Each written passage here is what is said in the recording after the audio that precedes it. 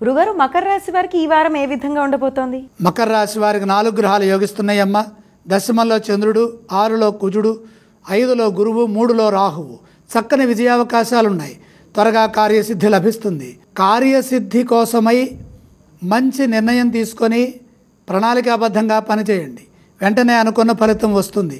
మనోబలం సదా ముందుకు నడిపిస్తుంది. బంగారు భవిష్యత్తు సాధించడానికి చేసే ప్రయత్నాలు ఈ వారంలో సఫలమవుతాయి. మొహమాటం లేకుండా ధనాన్ని పొదుపు చేసుకోవాలి. ఒత్తిడిలో ఖర్చులు పెరిగే అవకాశం ఉంది. రుణ సమస్యలు ఎదురుకాకుండా జాగ్రత్త పడాలి.